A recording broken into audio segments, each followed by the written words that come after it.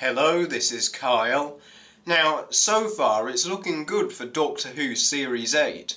My reaction to the first 3 episodes has been positive, and although none of them have been perfect, there have been no major disappointments so far. But with Moffat's track record, I always get the feeling that that disappointing episode is just around the corner, and sure enough, not just one, but 2 of them come along almost at once.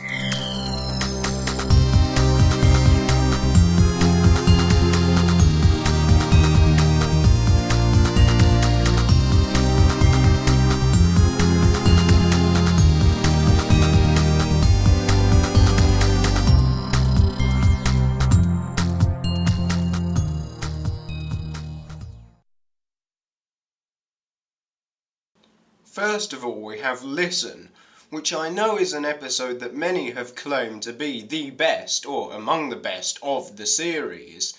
And all I can say to that is, really?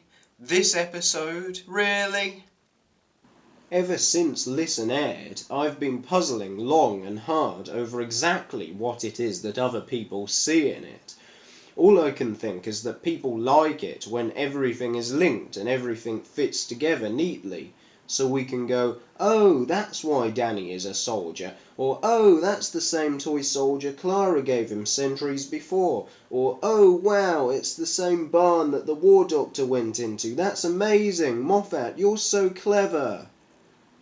And as much as I mock that point of view, I can sympathise with it. It does give you a nice feeling to see how the universe is all linked together. But then you have to face the fact that structurally this episode is a complete mess. In summary, we open with the Doctor doing lots of meditating and philosophical thinking, and he has a theory about shadows and monsters that hide under the bed.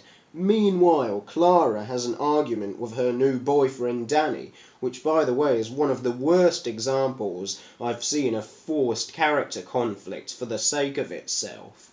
But anyway, Clara hops into the TARDIS and they go to a spooky children's home where there is a monster that must never be seen.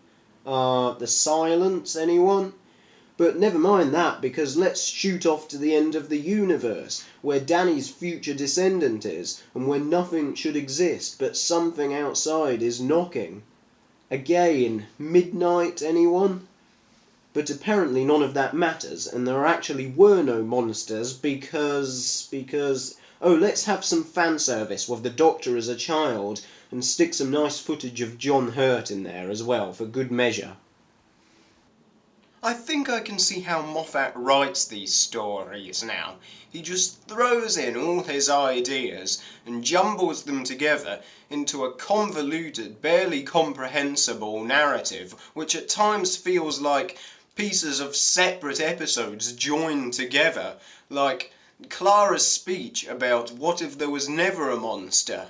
I'm sorry, but yes, there was a monster. In fact, there was a whole plot building here, and I would have rather have seen the resolution to that than footage of John Hurt. Instead, we get the same repetitive Moffat tropes, the same wibbly-wobbly timey-wimey, just so that we can say, oh, Moffat, look how clever you are. Except it's not clever, because it's got to the point where all the unnecessary time travel stuff actually contracts the Doctor's universe rather than expands it. Like, Danny can't just have had a normal life before meeting Clara. The Doctor has to have interfered with it. And now we've seen the Doctor as a child, and we're supposed to believe Clara has influenced the Doctor's whole life. Again. It undermines the Doctor, it takes away from the companion. In fact, I made a whole video about that if you'd like to check it out. But yeah, this is not intelligent writing. This is just a mess. In fact, the only other thing I have to say in summary of this episode is, don't you think he looks tired?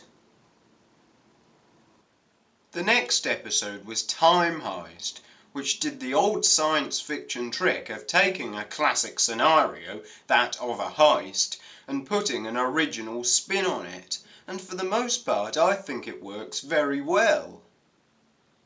Nothing is missed out.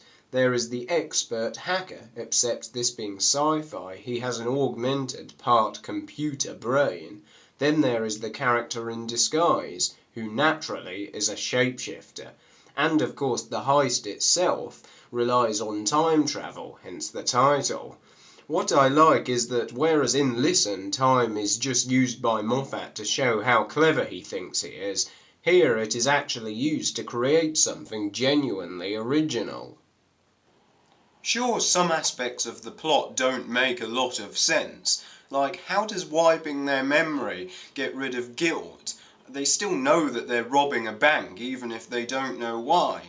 But I'll let that one go because I like the thinking behind the idea, even if the idea itself doesn't actually work, if you see what I mean. Also, the teller is a great creation. Apart from looking the part, the creature is also made into a legitimate threat, with that wonderfully disturbing special effect of the other customer's brain being melted. At the same time, the teller is not just a straightforward evil alien antagonist, which was refreshing, and the Doctor's reason for robbing the bank to save the two creatures, oh yeah, there's spoilers in this if you haven't worked that out already, makes perfect sense. That's what he would do. This was not even supposed to be an episode I would like. It has Stephen Thompson's name in the credits, writer of Journey to the Centre of the TARDIS. Yeah, and you already know what I think of the most recent Moffat-penned episode. It's far from perfect.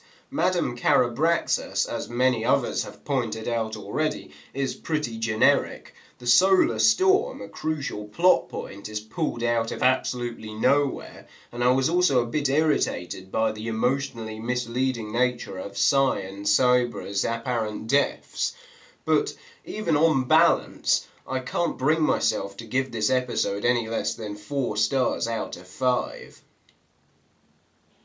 The next episode was The Caretaker, and in contrast to the previous episode, the science fiction elements take a back seat to all the soapy drama stuff this time, which is a bit irritating for me because I watch Doctor Who to explore the whole of time and space. Like, is that not interesting enough? There is actually a science fiction threat in this episode, in the form of the Scovox Blitzer, or whatever it's called. Although a legitimate threat at times, this too is mishandled. For one thing, the Doctor is supposedly working against the clock, but he has the TARDIS right next to him, so why can't he just use that? And as for Danny's acrobatics, yeah, I'm not buying that for a second. But now we come to the worst thing about the Caretaker, which is the Doctor, or rather not the Doctor, because this character that we see prancing around making hostile swipes at Danny for no other reason than because he's a soldier or something like that, is not the Doctor. This is not the same character that drew me into Doctor Who and made me so obsessed with it. The conflict is not even logical. The Doctor's never had a problem with soldiers before. I mean, remember UNIT? And even Tennant's post-war Doctor incarnation was fine with soldiers in the Sontaran stratagem. Some might say, well, it's just a trait of this particular Doctor's personality, but that misses the point, because this hatred of soldiers goes against everything the character represents and has always stood for. The Doctor does not judge people superficially. He sees the potential inside every individual, no matter what gender, race, sexuality or occupation they might have. That is why the series has such wide appeal. But instead, I'm having to watch this ignorant, judgmental, childish prat and accept that this is canonical and this is the Doctor. And it's an enormous disservice to me as a fan of this character. In fact, it does make me very angry, and I can't think of any other episode that has actually made me angry. Of course, my opinion is subjective, but I really do believe that viewers will be alienated by this in the long run, and it makes me feel so powerless. I just wish I could go up to Moffat and say that this is an insult to anyone invested in Doctor Who. Thanks for watching. I understand that this got a bit ranty. I'm sorry about that. Well, I'm not sorry really, because I think a lot of it legitimately needed to be said.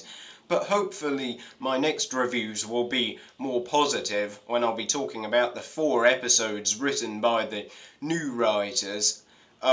Now that it's my last week of university before Christmas, you can expect a lot more content coming your way as well, more videos. Also in the closing stages of writing my science fiction novella From the Heavens, which I'll be uploading and I'd really like you all to read.